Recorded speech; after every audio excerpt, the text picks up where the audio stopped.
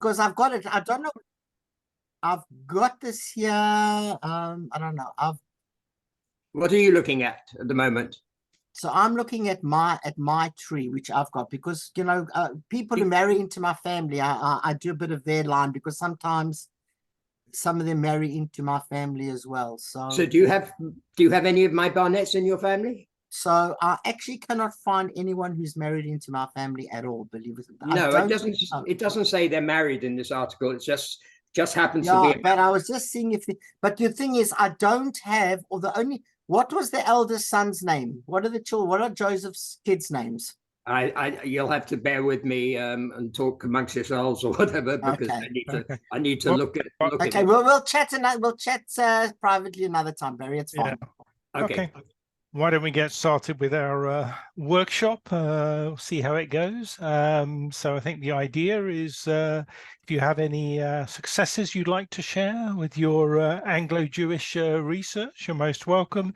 If you have any brick walls that you might want to get some assistance with, we do have some people in the room who are fairly experienced, such as Sue Wolf, Gina Marks, Susie Folks. Apologies if I've missed you out. Where's Ray? Oh, Ray's there as well. And Catherine, of course. So anyway, I'm no Anglo expert, as most people know, bit of a Eastern European mongrel, but I'll do my best to point you in the right direction for someone who knows some stuff.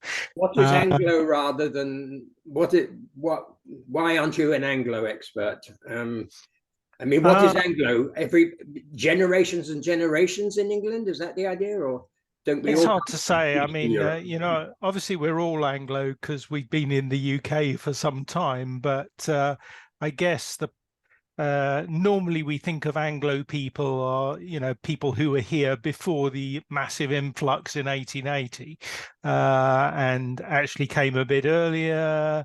It does have links to the Sephardic background all the way to 1656, but we tend to handle that in a more Sephardic specific group. But people who've been in England a long time before the pogroms, essentially. I think Doreen always liked to consider the Sephardim as Anglo as well, because they've been here so long. She liked to. Yeah. Well, my brick wall is actually Joseph Barnet. What their original name was, and I'm going to go to Wales sometime. I'm going to search in libraries. I don't know what. I mean, he went to Wales from Russian Poland. I don't know where in 1822, as I can work it out from from his naturalization certificate. And I have only one possible lead, and that is in my father's handwriting, a question mark, Beanstalk, next to the Barnet name, question mark. But I wondered, maybe Joel knows, is there anywhere that do you know what Bloom's original name was? No, but it was probably Bloom. But remember, they in that part of town, they were only taking surnames from about 1795 onwards.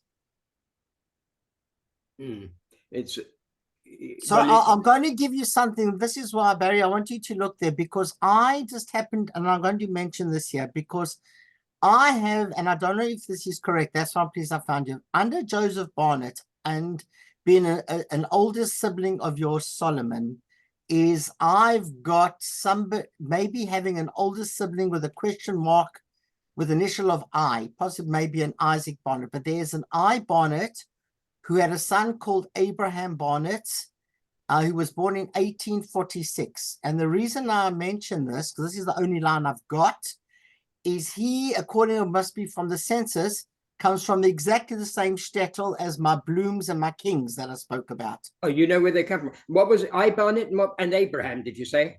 So this is a Solomon having a brother, possibly an I Barnet, with a son Abraham, born in 1846. And he married Isabella Augusta Jacob. But whether he belongs to your family or not, I don't know. Okay, I will look on my tree, because Isabella what? Augusta Jacobs. born in Merthyr in I 1850. know we have Jacobs in the family, but A big Jacob family in Wales as well. it was a huge, Oh, look huge there. But all I can say is that I don't know where, I haven't got where Solomon was born. The others were all born in Merthyr or Swansea. But I do have that if this I Barnet is your Solomon's brother, his one son who I have got was born in the same shtetl as the Blooms, which would make sense that the Blooms and the Blooms and the Kings and the Barnets, and there's another family which I'm doing as well, the Goodmans. Oh, we got Goodman. Yes, Goodman was yeah. Goodman is in our family too. Absolutely. And they all come from the same shtetl in Poland. So I reckon that's how one of them, they all came, and we don't know why, because that wouldn't be the normal place. But once one comes in, everybody else comes. So, but as I say, look for your I Barnet, and we'll see if I will. Do you know if George Goodman was one of them? Yes, yes, they all, and I've been tracking George them. Goodman was my grandmother's. I'll get it in a minute. I mean, we'll get to that, because I've tracked the Goodmans as well, because they also intermarried, and as I say, because they came from the same shtetl at the same time, I reckon that they are connected. Wow. And well, that would be great for me to know about, because I don't know where they came from, and they came also from the same place as the Blooms, which is Vlodova in Poland. Wow. All right. Well, I'm sure other people have things to talk about, but I'll look in the meantime. Lee, you can just give Barry my contact details in a private chat to him or whatever, and then we'll continue. I'll hook you up after the meeting. No problem. Thank you. I mean, I suddenly remembered I do have a little bit of an Anglo connection, and it's with Barnets, ironically. And but I think it's quite a common name, because in my family, Barnet was actually the given name. And then when they had to take a surname, you know, the child, to honor the parent, suddenly became Barnet. And yeah, I think Sue, haven't you got a huge Barnet family from England that went to Australia? I'm sure Sue's got a lot of Barnets, if I remember. Yeah, you're on mute, Sue, but do feel free to come off mute. Yeah, I've got Barnet family who went briefly to Australia and then New Zealand. And they did extraordinarily well in New Zealand. And then some of them came back to England. One was head of the RAF at the time of Suez. And I've actually met some of the descendants of the Barnet family. But my main name was Barnard, but they changed it to Barnard, and luckily the ancestor who changed to Barnard was also known by his other name, which was Siegel Halevi. But most of my ancestors obviously came to England without surnames, because nearly all of them have chosen names like Joshua, Jacobs, Harris, Benjamin, which are all probably patronymics of ancestors. And they all came, well, the Joshuas were here by the 1760s. The others came later. They were all here they probably came in the 1770s, 1780s. But they didn't have surnames, which was normal, except from the area around Prague. They had surnames. I think rabbinic families had surnames as well, didn't they? Yeah, but, I think so. And I think the German Jews had surnames, and the French Jews long before everyone else, I think. Okay. But Barry, just to let you know that, yes, so your family and my family, the Goodmans, I think, were one of the first founding families of Jews outside of Swansea. Yes, I think so. Yeah, because the Jews have been there since the 1750s in Swansea, but I think the first Jews to go through South Wales were all the Sephardim, who were all the travelers and the merchants. So there's a great thing is that the Sephardim were the first ones to go travel through South Wales, and they've been recorded, but I don't think many of them stayed. This article, is it right, said that your Solomon and Leah Bloom came to Merthyr around 1827? 1823, actually. Okay, well, I'm just reading from the article. Yeah. And my Joseph seems to have come from Swansea. So he went first in 1822 to Swansea, and then Did he naturalize? yes, that's where I got the information from, but I don't have any. Unfortunately, I don't have. I've got a copy of it, but it doesn't have as much information as yours, as the one that you showed, and so it doesn't give where he was from. Just says Russian Poland or something like that, and it doesn't say. It doesn't give as much information as I noted you had. Plus, yours was very legible, and mine is tiny writing and hard, very difficult to read.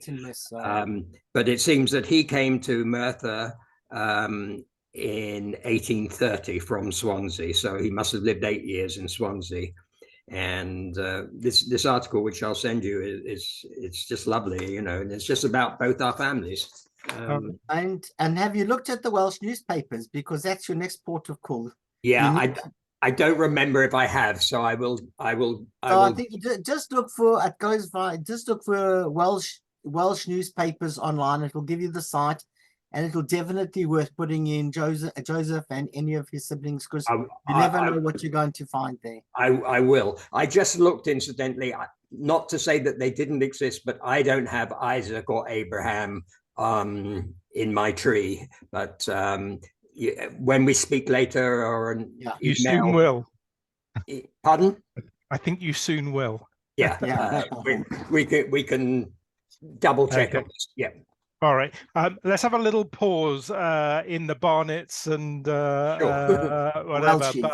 But Phil, I do see your hand up. But just before I get to you, I just want to tell the final Barnett story. This is actually my wife's family, who came over from Latvia and went to Sunderland, and there was a character there, and I think his real name was Barnett Abrahams, but that whole community was very confused about what a surname was. This was about the 1830s, and so when I followed him on the census, he was either Barnett Abrahams or Abraham Barnett. And he alternated every 10 years. But when his daughter married, she took, although she was really an Abrahams, she took the surname Barnett and then immediately lost it when she married my wife's Bernhardt descendant. So there's Barnards, there's Bernhardts, and but we have records in the JGSGB library from Sunderland of all the marriages in that early community. And you can see they're all doing weird things with their surnames. So my guess is that the rabbi of the community was advising them and got it a bit wrong. But I've been to Sunderland. You can sort of see some of this on the gravestones as well. That there's also a book by Arnold Levy called The Jews of Sunderland, if anyone has family from there. But I don't think that's related to any of these Barnetts from Merthyr Tydfil, I'm afraid. Anyway, with that slight digression, let's go to Phil. And do you have a question, Phil, or want to share something? I'm pleased to join the discussion. I rejoined the society when I came to London for the conference. I didn't realise that the Anglo-Jewish group were meeting online. So I've got several Old English families. I'll just go through a few of them. Firstly, just on Swansea, I had a Miron. I'm not sure whether it was M-I-R-O-N or M-Y-R-O-N, because two brothers spelled it differently. One was the cantor at Swansea in about the 1880s, I think. I don't know if that means sorry, anything. Phil, can I just stop you? M-Y-R-R-I-N, is that what you said? There are two brothers, Miron. One they're from Lithuania. One spelt it M-I-R-O-N. His brother spelt it M-Y-R-O-N. So the two branches of the two brothers have got different spellings of their surname. I just forget which one that was. Now, a few of the families that I'm researching. One was is my convict ancestor, Emmanuel Moses. He had the Black Line in Drury Lane, was one of the most notorious fencers in London before he got caught and sent to Tasmania. And just on names, he had a son called Angel Moses, who changed his name to Moses Angel, probably because of his notorious father. And Moses Angel was headmaster of the Jews Free School for 50 years, from the 1840s to the 1890s. And I understand that Angel House is one of the houses to this day at the Jews Free, the JFS. So that was a deliberate reversal of his name. Yeah. So anyone JFS houses? No, I'm not seeing. They have houses within the school, you know, just to, yeah, no, I understand, but yeah, I was just. Yeah. I'm sure a lot of our people have passed through JFS over the years, but I've never really thought about which house my relatives might have been in. But that's very interesting that your name is preserved. Yeah. He was a convict at age 60. He only lasted 3 months before he passed away in Hobart, but his wife followed him with 4 single daughters who all married in the early days of the Hobart Synagogue, and his wife is listed on the boards as a foundation member of the synagogue in 1845, but her surname was Joseph, and she's part of a Joseph family that had Sam's Coffee House, which was in the precinct of the Great Synagogue from about 1805 to about the 1890s. So she was Sarah Joseph, became Sarah Moses. So that's another family of mine. Okay. Let me just stop you there, Phil, because I think Gina wants to say something, but our emeritus president is Anthony Joseph, and he might be connected. But Gina, did you want to say something? Yes, Sam's Coffee House. I've got relatives who ran that as well, the name of Isaacs.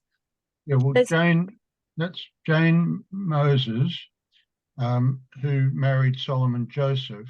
After Solomon died, she remarried Israel Isaacs, and then she ran it as Jane Isaacs. That's right. It must be the same ones. Let me. I can't get to. I've got this new version of Family Tree Maker. I'm struggling, I have to say. Yeah, she remarried after her husband died, Israel Isaacs.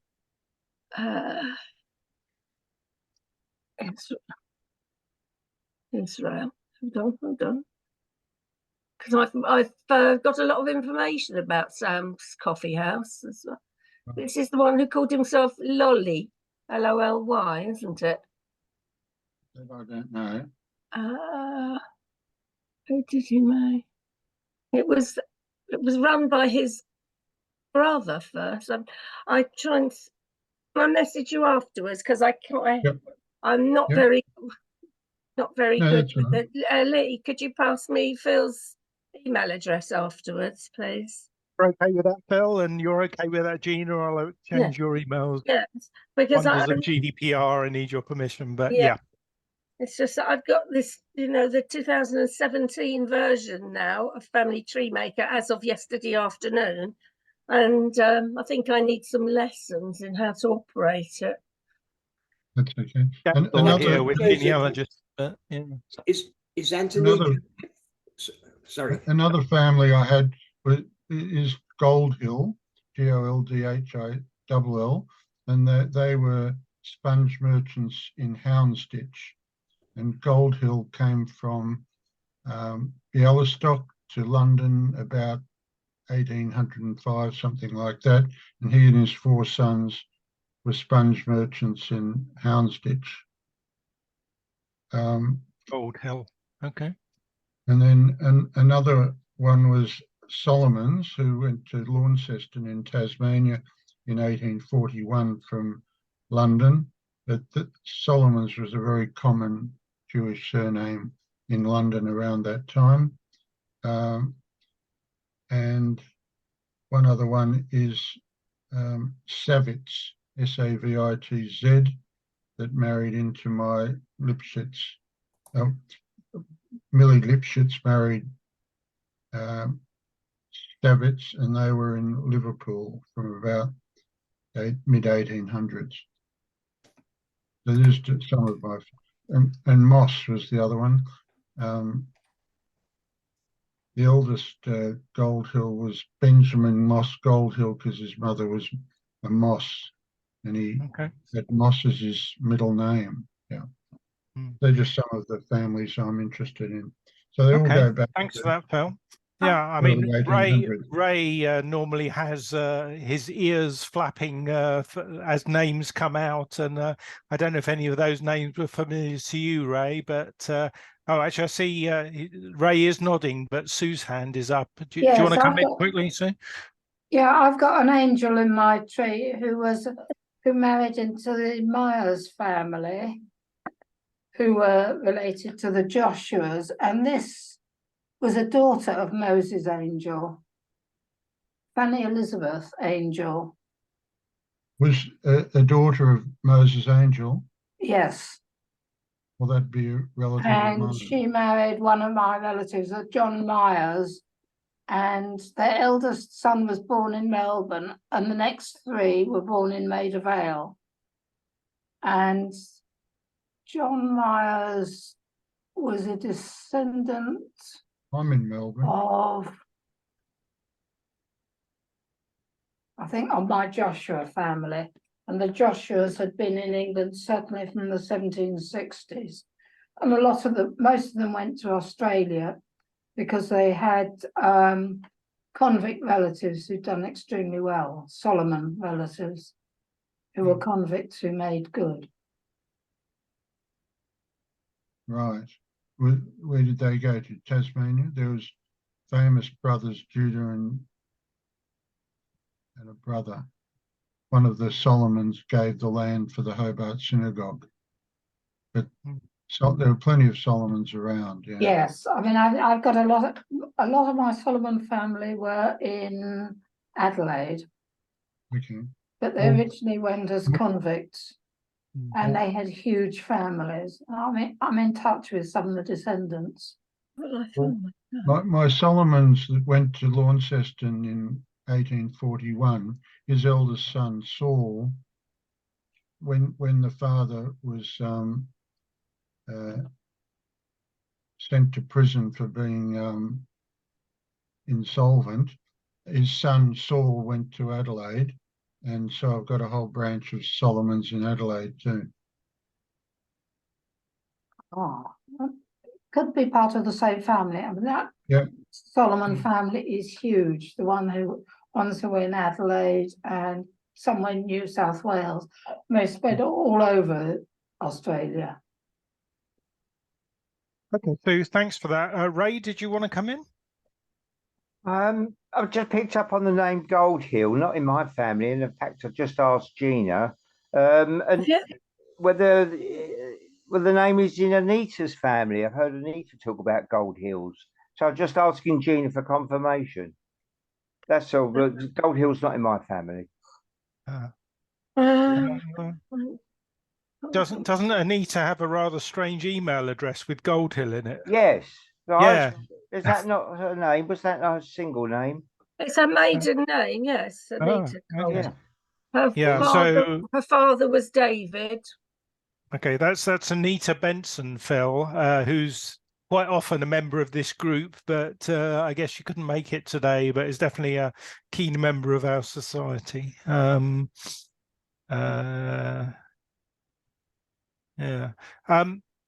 I think I cut Barry off before.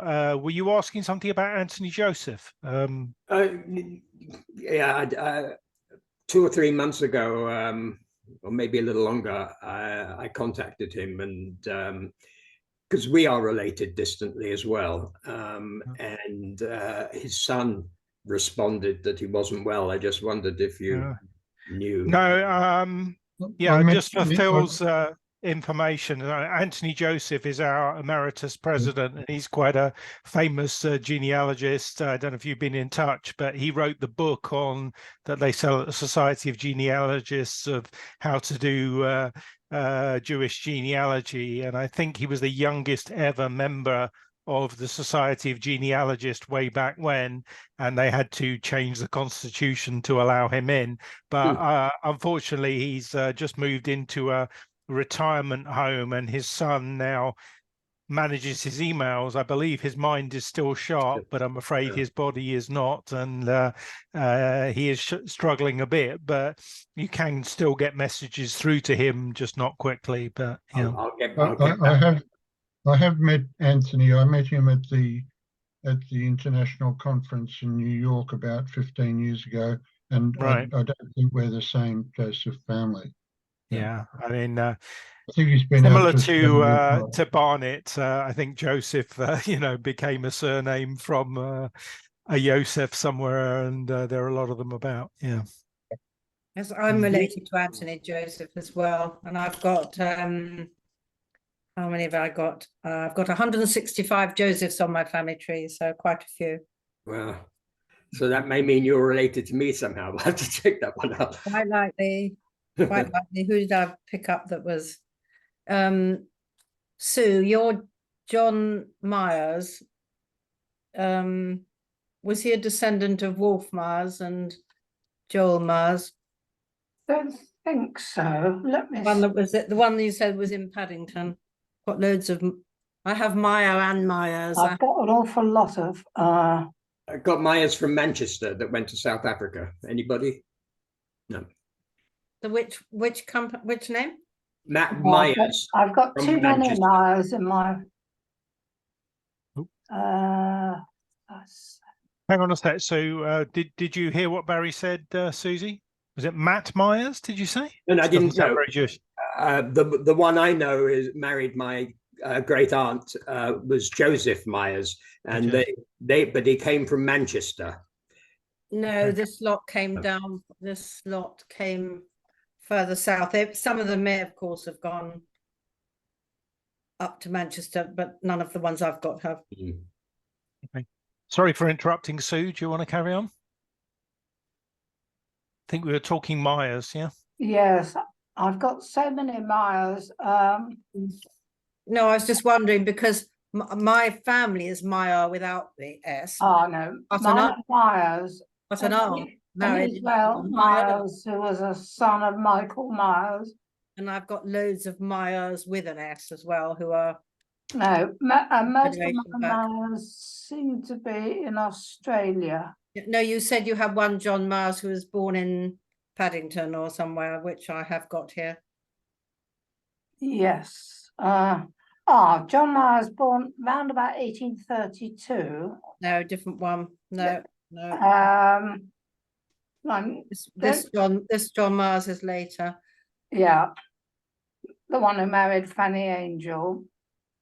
Yeah, no, I've got all these Wolf Myers, Joel Myers. Assume they all came from someone with a given name of Mayer, and when they had to take a surname, then they became Mayer or Mayers or Myers. And You'll find where they came from because he was sending, in the will, he was sending 6 shillings, I think, a year back to Bohemia to his brother. Was it shillings or pence or something? I can't remember. I quite like the wills. I mean, they can be incredibly boring, but they do tell you a lot, don't they? Little sort of snippets. But no, I just wonder whether it's say a Myers. It's a huge family, the Myers with an S. But anyway, My Myers goes to Julius Myers, who was married to Annie Birksey. Nope. Haven't got that one, I don't think. I'll Okay. just my back. I've been doing some strains research, which I'll just briefly mention, following on from Gil Bardage's, on Ancestry. They can divide it between whether the DNA matches are male, your pet mother or father. And I had one that said it was both, which I thought was incredibly unlikely because my father was not Jewish and their paths just would not have crossed. And now I've got to 22 who are considered as both. So I've been doing a bit of work on it, and in fact, I've got two lots my father's family came from sort of Liverpool area. And I've got a family of Jones, whose original name was Grumsvelt, just to be awkward. And this is Jewish family. And David Jones, who was born in King's Lynn in 1780 or something, went to Liverpool. And I found somebody, the granddaughter, who's converted to Christianity and lives just by where my father's relatives live. So my next step is to see whether there was a link up, in fact. But you see, Gil Bard, I kept thinking it was a mistake, but he keeps saying, you know, the DNA can't lie. I mean, it's tiny bits of DNA, but it'd be very odd if they'd overlapped. That's my homework. It'll probably take a while. And there's a Maya without the S, and they've moved up to Liverpool as well, you see. So maybe they've linked up, got friendly, don't know. So that's my research of the month of the year. I presume everybody's experience is much the same as mine, that 90% of what we doesn't lead to anywhere. Or am I really unlucky? So 90% DNA? No, just generally in genealogy research. I go down these rabbit holes, it seems, getting really excited, but at the end I can't prove any. I mean, it's not nothing. It's 10% perhaps I could prove, maybe 15. I just wondered if. I think it just takes time, doesn't it? I mean, it's a huge amount of time. Frustrating, but fun. I think you have I'm very lucky. Quite a lot you of have to people who I've known socially, I then discover are relatives. Yeah. Yeah, no, I think you have to listen to Joel, Barry, and you obviously haven't done enough newspaper research yet, and that might make everything make sense, you know? Sure. You need to concentrate maybe on one person at a time and just I do look for anything on them. Don't get sidetracked. Yeah, that's true. Yeah. But Gina, I like getting sidetracked. It's half the fun, and that's when I find all the interesting people who. Yeah, I've done it myself. Can I ask something? You know, you asked at the beginning about brick walls, and actually Barnet is one of my brick walls. Is there ever any chance of, if you're Anglo-Jewish and your relatives have been here since the 1700s or early 1800s, is there ever going to be a way to find out where they came from? Obviously, my DNA shows a big chunk of Poland and Germany, and I have no idea which lines it is that come from those. And like, for instance, the Barnet, who is my direct, I think she's my 4 times great grandmother, actually, Judith Barnet, 1778 to 1862. And she's in the Great Synagogue Marriages here. And her father's name is just given as Baruch Katsav, whatever that's supposed to mean, Katsav. What on earth does that mean? And I mean, has she taken the name Barnet because his first name was Baruch? More than likely. But this is when you start looking at the DNA matches and where you've got shared matches, and that's really the 3D jigsaw puzzle that you're now faced with. Yes, well, just to look to see if anyone else has Barnet in them. Yeah, because or just seeing where other people that are your DNA matches, where you can't place them on the trees that you've got, contact them and say, you know, you're coming up as a reasonably close match. Depends how close you call close. You know, one of my 8 cousins once removed refers to me as a close cousin. That's fine. He's a genealogist. He knows what he's talking about. But, you know, you have to have the conversations with people and try and figure it out. I've got a few people that Yeah, maybe you've been lucky, Catherine, but most people that I've written to, including members of the society, have just said it's, you know, is impossible to find and go away. But you've got to, my you've just got to relatives. keep trying. I mean, I wrote to one guy and said, "Why have you got my grandfather on your tree?" And he wrote back to me, really excited. He said, "Because we're connected through this route and that route." And I said, "But those people are also on my mother's side, not just my father's side." And he just got the conversation started. And it was great to get such a positive reaction. But, you know, if you don't start those conversations, you'll never come to an answer. You can assist. What's your success I'll rate give in you getting a family tree replies? maker lesson on Sunday. Hang on. Gina, Phil, my relatives who came over in the beginning of the 1700s came from Alsace, most of them. We'll come to you next, Alsace. Phil, don't worry. Okay, Yeah. Well, I know there's a big chunk of Central Europe on my DNA, but Gina, that's very disappointing. From such good Saudi stock to discover chunk of European Ashkenazi is very upsetting to you. I don't want these foreigners on my tree. I've only ever really been interested in tracing my Italian family, it's true, but it's because I could. And as I said, because all these others, they're in the Great Synagogue records. And that's you know, a dozen or more brick walls, or however many, a lot of generations back. So it's probably about 32 brick walls. Gina, it sounds like you're using ethnicity from DNA to give you hints, but I'm just wondering if Gil's latest talk inspires you on mtDNA or Y-DNA. I mean, it wouldn't be you on Y-DNA, but you know what I mean. But yeah, I just think it's all too much for my poor old brain.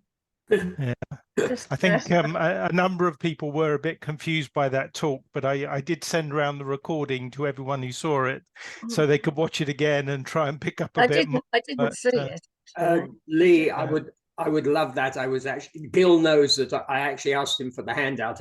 He was even wondering whether he'd be well enough, because when I spoke to him a few days before, he wasn't well, but he didn't have his handout ready then. So he did say, maybe you could send me that, because I was at my son's, I couldn't attend. Right.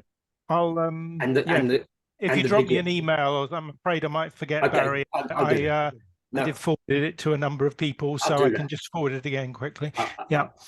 Okay, let's go back to Phil. Sorry, I couldn't quite hear what you're saying, Phil.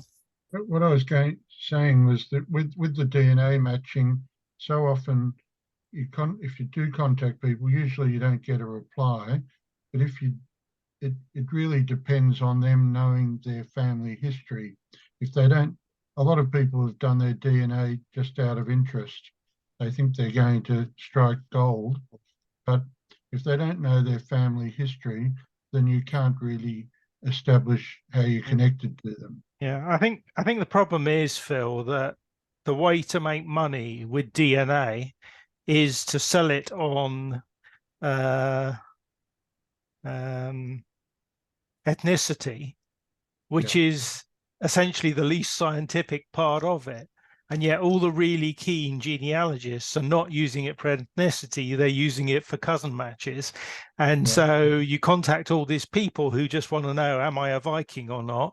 And as soon as they find out they are a Viking, they're happy and they'll never talk to anyone ever again. And but if Ancestry only marketed it to serious genealogists, then they wouldn't make nearly as much money. And I do wonder if this is why Ancestry dropped the important stuff like Y-DNA and mtDNA and left that all to Family Tree DNA, the company. And, you know, they just do the money maker, which is autosomal Viking finder type testing. But in some ways it's sad, but I guess that's the way of the world, isn't it? Well, that's true, because most people I've contacted, I know a lot more than they do about whichever branch it is. They know very little. So you're probably right. I hadn't thought of it from that aspect. In Australia, Ancestry sponsor almost any program that's vaguely related to, you know, family history because they're selling their DNA kits. Yeah. Yeah.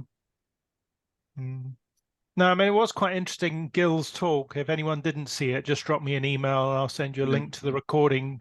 Please. But yeah, I mean, in some ways it was slightly depressing what he said.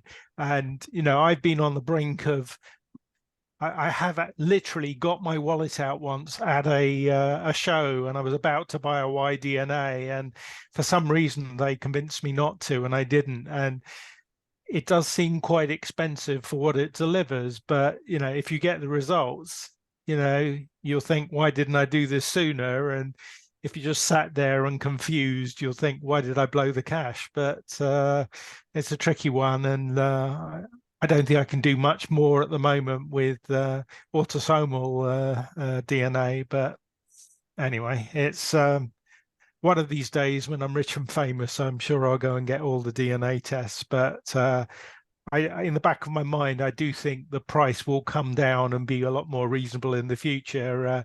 We just all need to survive long enough to see it at the same price as autosomal, I guess. Anyway. I just share a DNA story. I Please. met a cousin in Sydney who said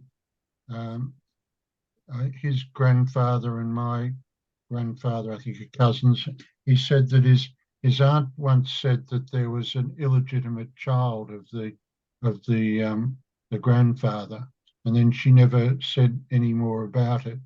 Well, in his will, the first thing in his will is that he leaves an amount of money to someone that's not a relative, and they're described in the census as a sales assistant, and he, of course, had a large China store.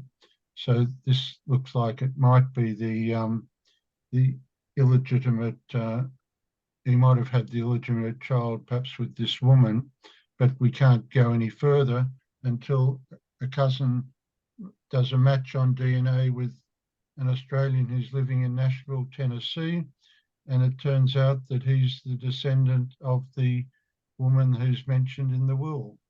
That, so we, you know, tied the thing together, but we could never have gone further without the DNA to establish who this woman was. But She must have offered it to him on a plate. Well, his China shop, he called his China shop the king of, he called himself the king of China because he had a China shop. In those days, that's what you did in the 1920s. But Lee, let me tell you, sometimes there's some simple things you can't find. I know my Levy grandfather was born in Lithuania, and he supposedly came to the UK when he was 6 months old. So that would have been around 1908, 1909, the latest. So the family should appear on the 1911 census here. So we've got 3 people who should be in the group. All 3 could have variant names.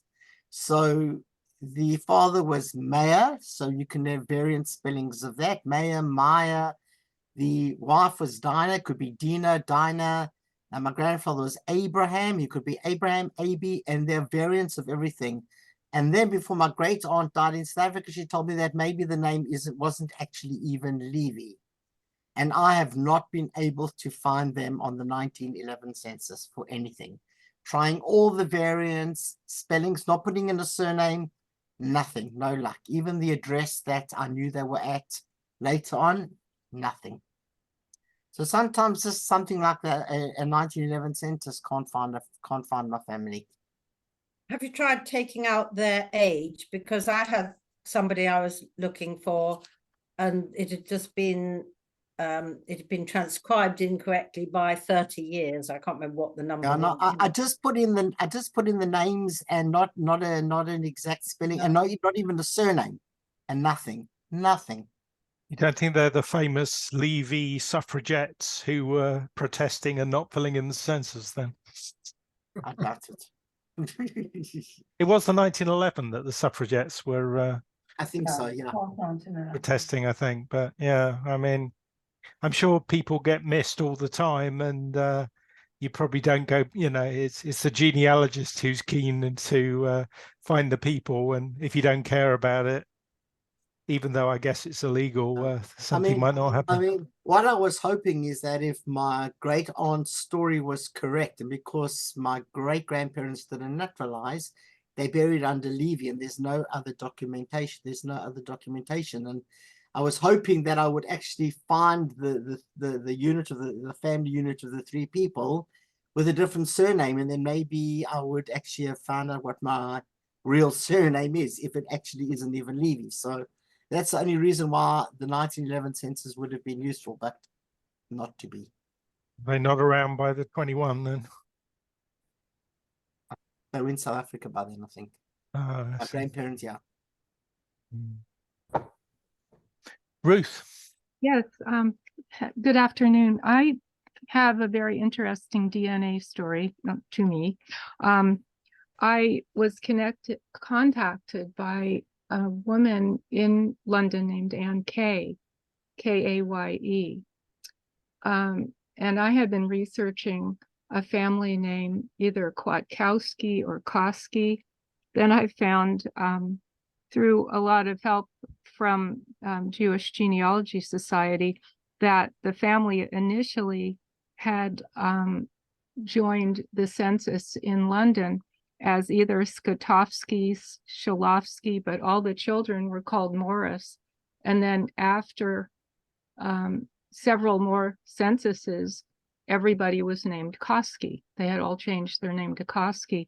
Well, Anne Kay was related to my great-grandparents. That's how we're connected in terms of, we had a very large amount of DNA, and I did watch Gil's presentation, which was really wonderful because I learned a lot from it. But she's related to Harris Koski, and through that we have a connection with the Angel family because Harris married a Golda Angel. So I'm not really sure if that's the same Angel family that some of you had mentioned, but we do have that connection, and that marriage is registered in the Great Synagogue. The other side of my great-grandparents' family. Yeah. I'm just stopping. You're not clear, Lee. You're cutting in and out. I'm sorry, I'm calling from Nashville, Tennessee. So Not you. it's Lee. low Is band. that any better? Yeah. Yeah. No, it was just an incredibly interesting census. I think it was the 1871 where, you know, you have the parents being what looked like Shalofsky, but the children were all called Morris. And it's almost like, you know, they're confused about names again, and it's a patronymic, and that's how they thought they should be naming their children on the census. But it was, and then how on earth it changed to Koski. It looks like they flipped from the father's surname, which sounded a bit too foreign, to something that sounded a bit less foreign in Koski. I mean, it's still a bit foreign, but yeah, I've never seen quite such surname morphing going on in one family. But anyway, do carry on, Ruth. Surname Circus.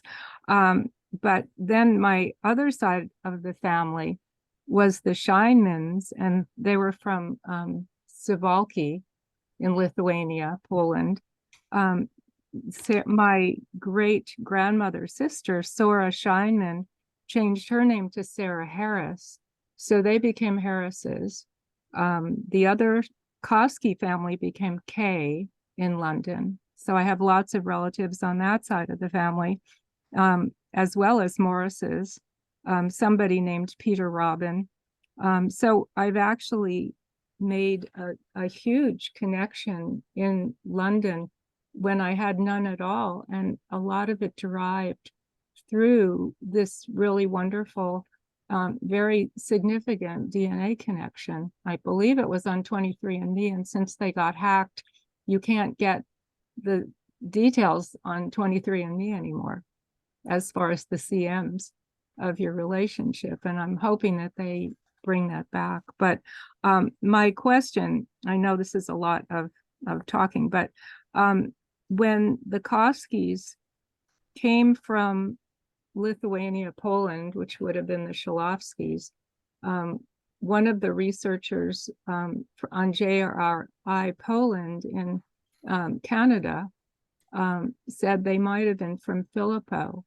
So I'm wondering if the K family, and Michael K specifically, who's a member of this group, knows where his family came from, and if they may or may not be connected to the same K family. And that's what I was leading to. Okay. I'm afraid Michael isn't here now, but he's very easy to contact because he is our webmaster. So you can always email him at his corporate address, which is webmaster@jgsgb.org.uk. I'm afraid I don't know his tree at all, but maybe Barry does. But there are quite a few Ks around, so I can't say. Barry? No, mine was on Harris to ask Ruth. Do you know, Ruth, I have a Sarah Harris whose father was Morris Hart Harris and mother was Rebecca Jacob. Do you know if they were, and Sarah was born in Cornwall. Any link up with the same Harris or totally different? It may be totally different, Yeah. but I haven't really done that research. I haven't followed that particular Sarah Harrison. I think we're probably talking about a different generation. Because my great-grandmother's sister came directly from Poland to London or to England and changed her name eventually to Sarah Harris, but it started out as Scheinman, and they were. I don't know. Yeah. Okay. And she was born in 1848. Different. It might be, but I'll look it up. I'll in my long email to Lee, I'll ask for your email as well, so I can send it. That'd be great. Thank you. I see. Barry, Sue I've will sent, hand up as well. Barry, I've sent you a message with my email address and contact details, by the way. You have? Okay. Thank you. Okay. Look, Sue, did you want to come in with some information about Ks from your tree, perhaps? Oh, you're talking to me? No, Sue. Sue. Oh, wow, wonderful. No, Sue's hand is up. I'm back on Harris. I have very close friends who are Harris, and I've helped them with their research.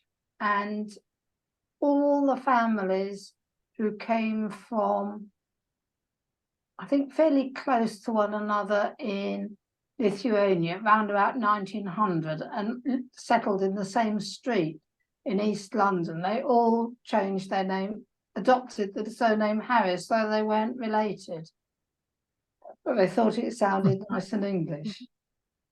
I was going to say the same thing about the name K. Yeah. That was just used by so many people who had, you know, Russian or whatever names that started with a K. And they just could have gone to K quite easily. Yeah, to be honest, I mean, my two sons, when they were bar mitzvah, I used the name K for them because they had a long Greek surname. So their father was Greek and it wasn't appropriate. So they were just known as, you know, by their surname K. And it's in their bar mitzvah books, their prize books that they were given. So it can be used by anyone. And we used it because the name started with a K. Yeah, I figured it's very generic as far as the Harris or the K. It's very easy to assume those names. I did have one other connection, though, for Joel Levy in South Africa, that my family is related to the Rothmans who had the tobacco company in South Africa. Nice. Well, they also know the Rothmans of Pall Mall because they also got a British connection here as well. So I remember seeing it when we used to watch the newsreels before the main movies in the cinema. We used to see the Rothmans tobacco adverts. They were pretty impressive.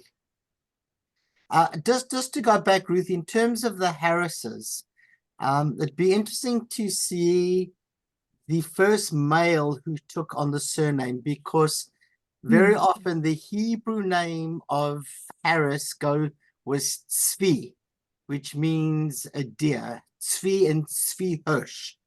One's Hebrew, one's Yiddish. And sometimes, you know, they could have randomly taken the name, but if there was a Tzvi or a Hirsch in the family that became Harris, that is a kind of, so the Tzvi or Tzvi's Hebrew, Hirsch is Yiddish. The Hirsch became Harris if they had to take on surname. So that is sometimes how they got to Harris, and sometimes it's just random. So look out for Tzvi's or Hirsches in the families that changed their name.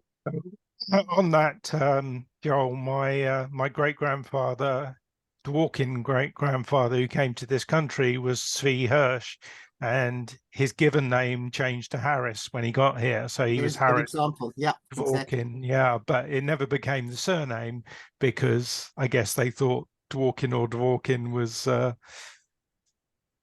not foreign, not too foreign, and so they kept it. And yeah.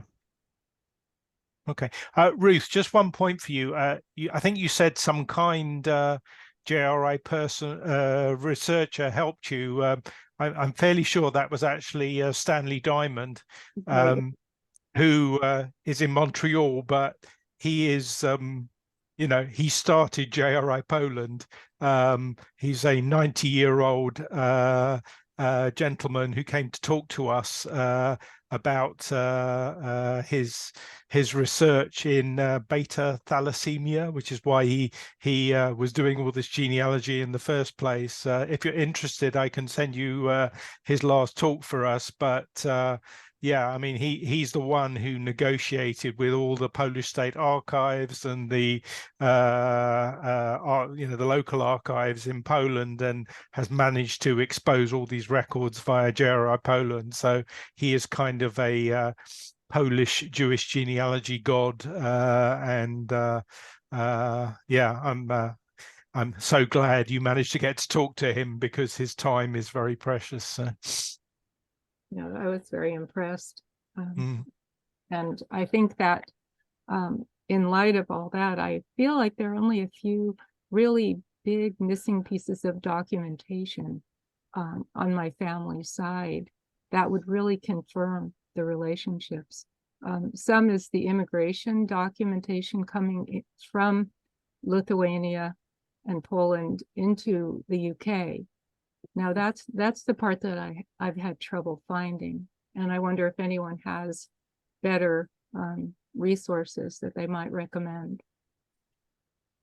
It's quite a lot of on that, but the top level fact is that it didn't survive and it was all destroyed. You know, all the incoming shipping lists that you must be so familiar with you know, the Ellis Island records, they all existed, were created and were destroyed unless the person was going on the next leg to go to America. But there are some that have survived, and there was a talk on it at the conference. Arlene was here, but she arranged it for the Latvian group, and that's a professor at the University of Hull, who's done a lot of work on going into Hull, which is on the northeast coast of England. I think it's slightly south of Newcastle, is that right? Anyway, and they've managed to find some records. And can someone remind me of his name? Who's the professor? Oh my God. Nick Evans. Nick Evans, thank you, Professor Nick Evans. Anyway, we have a number of recordings of his talks on our website, so have a look at those. And did you attend the IAJGS conference? I think there are still recordings available if you attended, and or you can subscribe to his talk, or anyway, a lot of his research is probably available in research papers rather than just genealogy presentations, but that's what he does. A lot of the information of people traveling from places like Libau in particular, coming over to Hull, and where they left Latvia and Lithuania for. Libau was meant to be a bit common, and a lot of people said they came from Riga, which was posher, but in fact they really came from Libau. But final thing to say is on Ancestry US, there are shipping lists if someone went through the port of Hamburg. So the Hamburg shipping lists do help a lot of people with Lithuanian background, and sometimes they do end up in the UK, but they're not English records, they are German records, but they're available on Ancestry Worldwide or Ancestry US, I believe. So that's probably the best place, given the terrible starting sentence of all the records were destroyed, which is never a good thing to hear if you're a genealogist.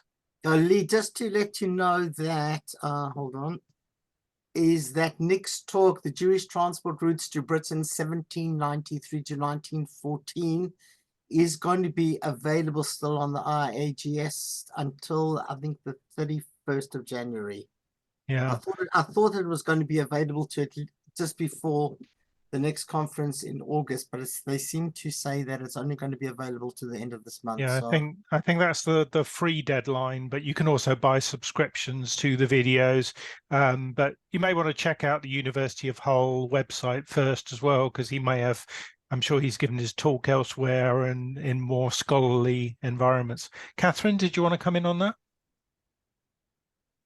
Oh dear, has Catherine frozen?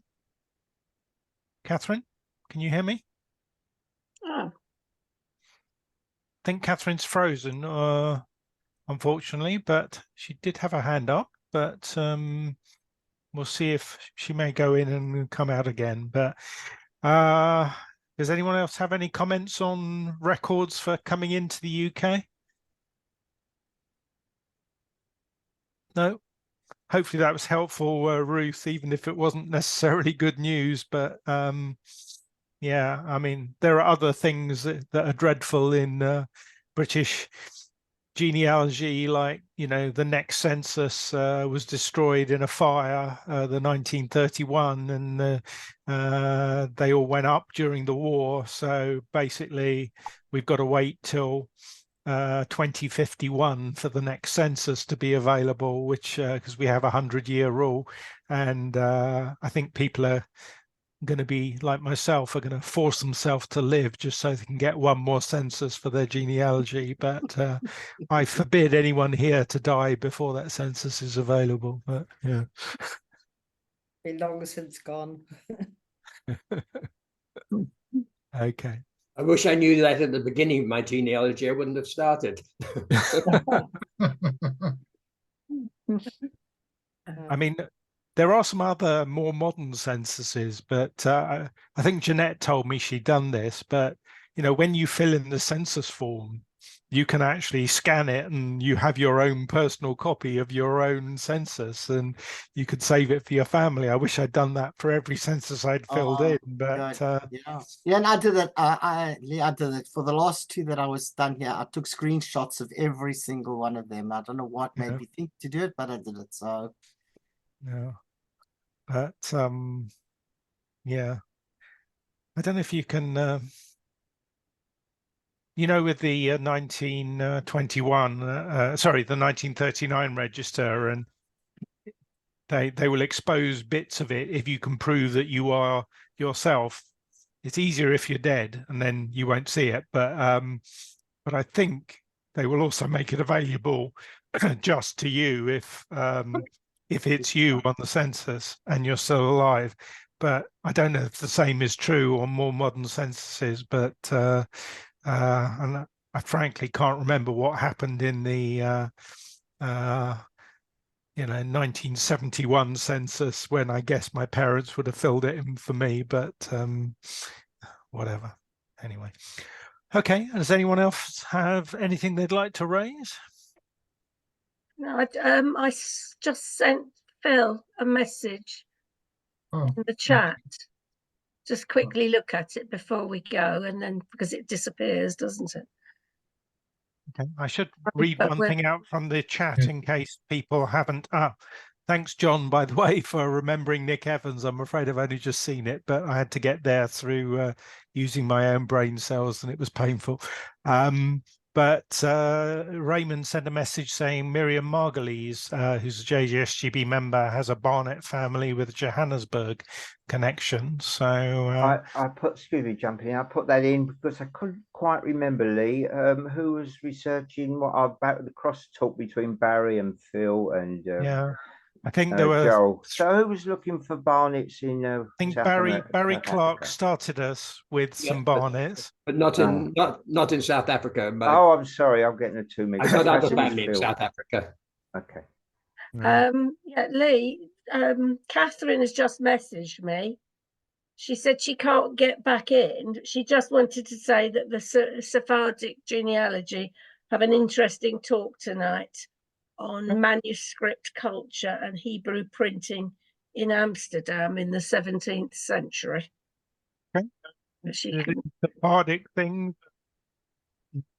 JGSGB member David Mendoza runs that group with Tom Thielen from Amsterdam, and there's lots of Sephardic Jewish genealogy that goes on a Sunday night here. Are you, Phil, are you actually in Australia or? Yes. Okay. I don't know quite if the time zones work. Let me think. It's 3:50 a.m. here now. Yeah, I was going to say it must be fairly. You probably don't want to. Well, if you wake up at 6, you may be able to attend. It's in a couple of hours, I guess, 7 p.m. UK time. But no, the one time we did have a talk from Hobart, we had to move this meeting from 2 o'clock to 10 a.m. on a Sunday, so it would be late on Saturday night for our speaker, and that was from the synagogue in Hobart. And again, if you're interested in that talk, drop me an email and I can provide a link to it. I can't remember much about the talk, unfortunately, but they've got a president who's an IT person, and they've digitized their archives. Is that what the talk was about? Yes. I think so. Yeah. So Joel's been in touch, but anyway, it's one of our few talks from Australasia, I guess. Don't think we've ever had any New Zealand talks, but it was from Hobart, Tasmania, rather than anywhere else. But that was quite interesting. I'm hoping to go to New Zealand later this year. Gina, Okay. can I just ask Gina? She's put that in the chat. Yeah. What's your connection to that? Well, I'd have to look carefully at that. Okay. That's my family you've got Yes. there. Well, I'm connected to the Isaacs. They're my direct line. So Okay. it's only a marriage. It's only a marriage connection then. Yeah, and The right one, I haven't got your latest message in the chat. The last one I've got just says Nick Evans. It was a No, private I sent it just to Phil. Oh, private one. Okay, right, sorry. Actually, my relative is Israel Isaacs actually died in Sam's coffee house. Okay. That was unfortunate. It was, he owned it or rented it as they did. Yeah, I heard service was quite slow that day. Yeah. If anyone does want to be hooked up after the meeting, do feel free to drop me an email, say who you want to be hooked up with. Due to GDPR, I have to be a little careful, but it'd be really helpful if when you send me that message, you give me permission to pass on your email address, and then it'll all happen. If you don't do that, I then have to reply and say, is it okay if I send your email? Anyway, so, welcome back, Catherine. I don't know what happened there. I didn't see you pop up, but we did get your message via Gina. Yeah, I keep losing Zoom. It's really weird. And I kept losing it last weekend as well. So it just does my head in. But and it's not the internet because I still got Wi-Fi working fine on my phone. So it's just really strange. But so it's on YouTube, the Sephardic Gen one tonight. They do some really good talks. Even if you're not necessarily researching that area on your own families, they do some fascinating stuff. I think the way it works is if you are a member, you can see it via Zoom, and if you're not, you watch it via either Facebook or YouTube, YouTube. Yeah. and you can't quite interact in the same way, but you can at least hear the talk. So On YouTube, David will often look through this who's commenting, and if there's anything relevant, we'll discuss it at the end. So yeah, they're good. Right. Okay, everyone, I think we're probably done for the day, unless there's any burning last minute issues from anyone. Is this Thank group you very Forward to much. seeing everyone at Yeah. Gina's. Thank you Oh, very hang much on, indeed. hang on. I think Phil had something. You meet? Does this group meet on a regular basis? Yes. Or I mean, we usually meet once a week in various different guises. So, you know, last week was a DNA focused one. This was meant to be focused on Anglo. There's an Eastern European group. Right. But on average, we're, you know, there's about 50 plus meetings a year, all to do with the JGSGB. So I meant the on various Anglo. topics. I meant the Anglo group. Oh, the Anglo. We haven't met for a while, to be honest, but we will probably meet 4 times per year, that sort of thing. Okay, thank you. There has been a little pause, yeah. Okay. Okay, everyone. Lee, I've just to tell you, I've just emailed you the attachment, the PDF, Great. all the links Okay. on. I need to drive for a couple of hours, but when I get home, I will process the video, send that out via an email to you all. So, okay, everyone, Thank you hope very you've much. enjoyed today. Yes, See you sir. again on Very much. another JGSGB Zoom. All right. Thank you so Thanks, much. everyone. Bye. See you All next week, Gina. Pardon? for now. Yeah, yes. See you next week. Yes. See you next week. I'll give you a family tree maker lesson. Yes, please, with this new one. Yeah, I'll turn up early. Thank you. Okay. I'll be there too. All right. Okay. Thanks, everyone. Lee, did you say you're coming? Yes, I'll be there. All right. I mean, I don't know if we'll get anybody else. It might just be us chatting to each other. Could be. I'll send out the Fine. advert before I leave here where I am, and then well, hopefully we'll get some good support. Yeah. Cool. Okay. Maybe Joel could come as he's only nearby. What is this? There's a meeting at my house next Sunday. Oh, don't Oh, bother. nice. Oh, watch it, Raymond. You won't get any tea unless you pay for it.